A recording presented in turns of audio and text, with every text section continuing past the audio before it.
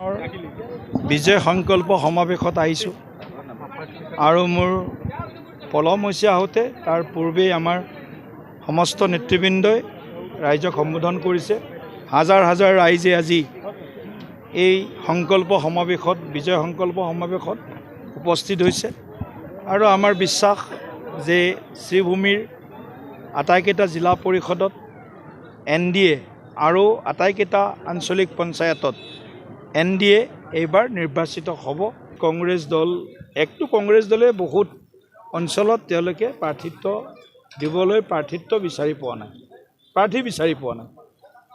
সেইটো এটা কংগ্ৰেছৰ প্ৰথম মানে বিড়ম্বনা।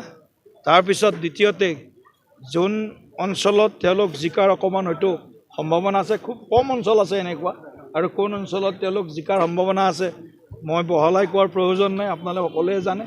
তেনেকুৱা অঞ্চলতো প্ৰাৰ্থিত্বৰ নামত যি ধৰণৰ অভিযোগ আহিছে, কংগ্ৰেছীৰ নেতাৰ বিৰুদ্ধে অভিযোগ আনিছে যে এটা জিলা পৰিষদ টিকেটৰ কাৰণে 15 লাখ বিচাৰিছে, 20 লাখ বিচাৰিছে, 5 লাখ বিচাৰিছে AP মেম্বাৰৰ কাৰণে। এইটো এটা ভয়ংকৰ এটা অভিযোগ। মই ভাবোঁ কংগ্ৰেছ দলে এইটো কংগ্ৰেছৰ যিটো তেওঁলোকৰ দুৰ্নীতি ভ্ৰষ্টাচাৰৰ যিটো পূৰ্বৰ যিটো পৰম্পৰা আছিল, সেই পৰম্পৰাটো এতিয়াও পাহৰি যোৱা নাই।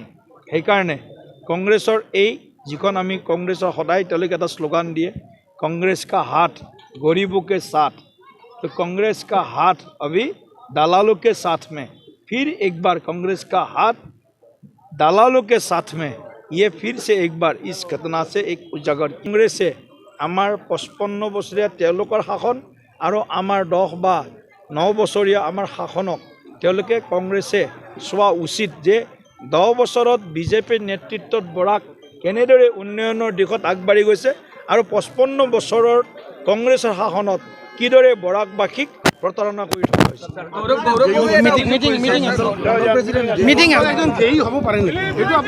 চাওক, এতিয়া আমাৰ সংগঠনৰ নিয়ম যি আছে, সংগঠনৰ নিয়ম মতে সংগঠন পৰিচালনা হ'ব,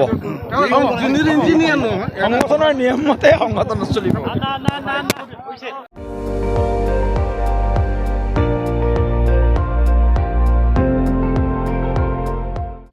আপুনি চাই আছে ND24, সৰ্বশ্ৰেষ্ঠ নহয় সৰ্বোত্তমৰ দৌৰ।